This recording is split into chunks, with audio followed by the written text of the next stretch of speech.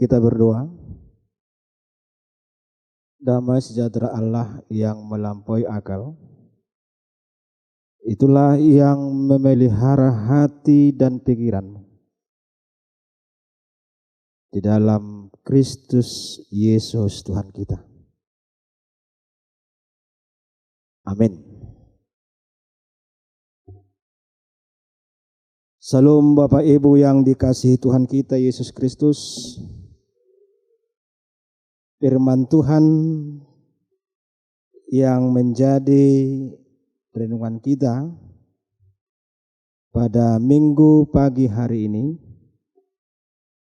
yang tertulis dalam Amsal 3 ayat 9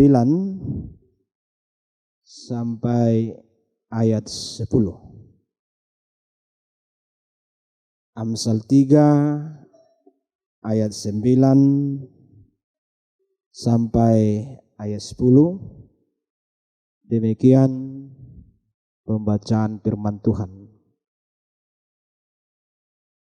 Muliakanlah Tuhan dengan hartamu dan dengan hasil pertama dari segala penghasilanmu.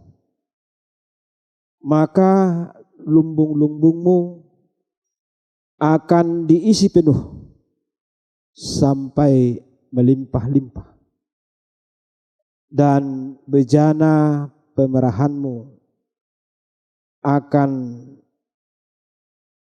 meluap dengan air buah anggurnya.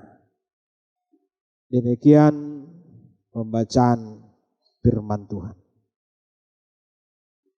Bapak Ibu yang dikasihi Tuhan Yesus Kristus dan pemirsa Nusantara TV yang diberkati oleh Tuhan. Ayat khotbah kita pada Minggu 5 November ini diambil dari kitab Amsal, dan sebagian besar kitab Amsal ini ditulis oleh Raja Salomo.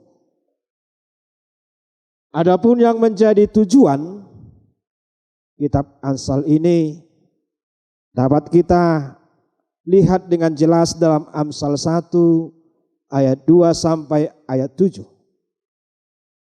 Yaitu untuk memberikan hikmat pengertian mengenai perilaku yang bijak, kebenaran dan keadilan, dan juga dibarengi dengan kejujuran. Sehingga orang yang tidak berpengalaman dapat menjadi orang yang berpengalaman. Kaum muda dapat memperoleh pengetahuan dan kebijaksanaan.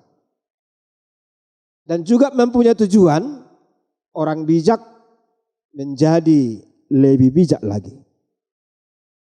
Sehingga kitab Amsal ini dapat disebutkan salah satu kitab hikmat. Saudara-saudara yang terkasih, Amsal memiliki satu hal yang sangat penting untuk diperhitungkan. Hikmat bukanlah sebuah kekuatan tanpa penyertaan dan pribadi daripada Allah itu sendiri. Dalam pemikiran Ibrani, perjalanan untuk menjadi bijaksana harus dimulai dengan apa yang Amsal sebutkan, yaitu takut akan Tuhan. Hal ini adalah rasa hormat yang baik terhadap arti baik dan jahat menurut Allah. Dan kebijaksanaan sejati berarti mempelajari batasan tersebut dan semua aspek dan tidak melanggarnya. Dalam Alkitab kita ini dapat kita jumpai beberapa ratusan tentang hikmat dan petuah-petuah serta nasihat tentang semua aspek kehidupan, dan hikmat diterapkan ke dalamnya sehingga menghasilkan bimbingan bijak untuk menuntun kita menemukan jalan menuju kesuksesan dalam apapun yang kita kerjakan. Saudara-saudara yang terkasih dan pemirsa TV Nusantara yang dikasihi dan diberkati oleh Tuhan. Allah menciptakan manusia dengan tujuan yang jelas, yaitu hidup untuk memuliakan Allah. Namun demikian, tidak semua manusia atau tidak semua orang hidup dapat setujuan dengan apa yang diperintahkan Allah ini. Dan tidak semua manusia dapat memuliakan Allah. Memuliakan Allah merupakan pemberian segenap hidup kepada Allah secara utuh, termasuk dalam hal materi tubuh kita sendiri. Memuliakan Allah dengan hartamu dan tubuhmu, atau dengan apa yang kita miliki. Bagian ini bahwa kita memahami apa yang menjadi tujuan Allah di dalam hidup kita. Bapak Ibu yang dikasihi Tuhan Yesus Kristus, ada beberapa hal yang penting yang harus dipahami berkaitan dengan yang disampaikan tema kita pada Minggu 5 November ini. Tema kita dalam Minggu 5 November ini adalah memuliakan Tuhan dengan harta kita dan dengan apa yang kita miliki. Ini merupakan perintah daripada Allah. Ini merupakan kewajiban yang disampaikan oleh Tuhan kepada kita, kepada orang-orang yang percaya. Memuliakan Tuhan dengan harta merupakan kalimat ini disampaikan untuk perintah yang mana harus dilakukan secara mutlak. Memuliakan Allah dengan harta bukanlah sebuah pilihan, melainkan sebuah keharusan, kewajiban. Kata muliakanlah, kalau kita dapat melihat dari kata dasar Ibraninya yaitu kabod, yang berarti lebih berat kepada atau lebih condong. Ayat ini merupakan sebuah perintah untuk lebih condong kepada Allah, bukan kepada manusia. Seorang dalam hidupnya harus mengutamakan Allah lebih dari apapun dalam kehidupannya. Tetapi dalam praktek kehidupan kita, seringkali ada hal-hal yang lain yang menempatkan posisi lebih tinggi daripada Allah. Di dalam kehidupan kita Bapak Ibu yang dikasihi Tuhan kita Yesus Kristus, kita sering menempatkan apa yang kita miliki, harta yang kita miliki, sebuah yang kita miliki lebih tinggi daripada hakikat Allah dalam kehidupan kita. Dalam hal praktek hidup kita, ini menjadi sering kita jumpai, sehingga kita jatuh ke dalam dosa dan memprioritaskan apa yang kita miliki dalam kehidupan kita. Firman Tuhan ini mengingatkan kita untuk tidak menempatkan harta kita menjadi prioritas yang pertama. Memang kita tidak salah untuk memiliki harta. Kita tidak salah membutuhkan harta. Tetapi bukan harta itu yang menjadi tujuan utama kita. Bukan apa yang kita miliki itu menjadi tujuan kehidupan kita. Kita memang membutuhkan harta. Bahkan kita bersusah payah untuk mencari harta. Mengumpulkan. Tetapi itu bukanlah hal yang terutama dalam kehidupan kita. Ada seorang pendeta yang bernama Philip Jakob Spener. Biasa ini disebut dengan Bapak Pietis dari Jerman.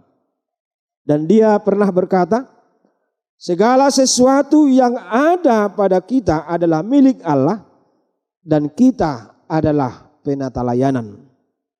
Hal ini menjadi sangat penting bagi kita yang hidup dalam dunia yang semakin berkembang dengan pesat ini. Dengan zaman yang sangat maju, kita tidak menjadi lupa bahwa Allah adalah sumber dari segala sesuatu yang kita miliki. Dan itu kelak akan menjadi kembali kepadanya. Harta yang kita miliki merupakan hanya titipan daripada yang ilahi. Harta yang kita miliki itu merupakan anugerah yang diberikan Tuhan bagi kita. Untuk itu mari kita memuliakan Sang Pemberi harta tersebut. Mari kita memuliakan Sang Pemberi berkat tersebut. Dengan berkat yang sudah diberikan kepada kita dalam bentuk apapun. Justru sebaliknya, kadang apa yang kita miliki, harta yang kita miliki menjauhkan kita dari Allah. Karena apa yang kita miliki saat ini, itu semuanya kita anggap karena usaha kita sendiri, pikiran kita sendiri, dan tenaga kita sendiri. Sehingga menjadikan kita hidup dalam kesombongan, hidup dalam keegoisan, hidup dalam kepentingan masing-masing. Sehingga kita lupa dari mana sumber harta tersebut, dari mana sumber apa yang kita miliki tersebut. Sehingga melalui harta yang kita miliki, melalui harta yang diberikan Tuhan kepada kita, menjadikan kita sombong, menjadikan kita menyakiti orang lain. Bahkan menjadikan harta yang kita miliki membeli kebenaran dan membeli kejujuran. Agar apa yang terjadi dalam kehidupan kita sesuai dengan keinginan dan ambisi kita. Bapak Ibu yang dikasihi Tuhan dan pemirsa Nusantara TV yang diberkati Tuhan. Bagaimana cara kita memuliakan Tuhan dengan harta kita? Ada dua cara memuliakan Allah yang disampaikan dalam firman Tuhan ini. Pertama, memuliakan Allah dengan harta berarti memberikan yang terbaik bagi Allah. Bukan dengan sisa-sisa, tetapi dari yang terutama, dari apa yang kita miliki saat ini. Harta atau milik kita tidak berbicara tentang bagaimana besarnya, jumlahnya, materi, atau kecilnya apa yang telah kita berikan kepada Tuhan. Itu semuanya menjadi relatif sesuai dengan kemampuan dan tindakan kita. Tetapi pemberian kepada Allah berkaitan dengan hati dan motivasi. Banyak contoh yang memberikan yang terbaik dalam Alkitab kita. Misalnya persembahan seorang janda yang disarpat. Dan juga tentang persembahan seorang janda yang memberikan persembahan bukanlah dari jumlah yang besar, tetapi perhatikanlah dia memberikan dari apa yang dimiliki, bahkan bukanlah dalam jumlah yang besar, tetapi dari segala kelebihan dan kekurangannya. Dia memberikan apa yang dimilikinya. Dan kedua, kita diajarkan dengan hasil yang pertama. Dengan hasil pertama dari segala penghasilanmu. Berarti yang baru kita dapat, salah satu adalah cara kita untuk memuliakan nama Tuhan. Tetapi Bapak Ibu yang dikasihi Tuhan kita Yesus Kristus, kita sering mendustakan apa yang telah diberikan Tuhan bagi kita.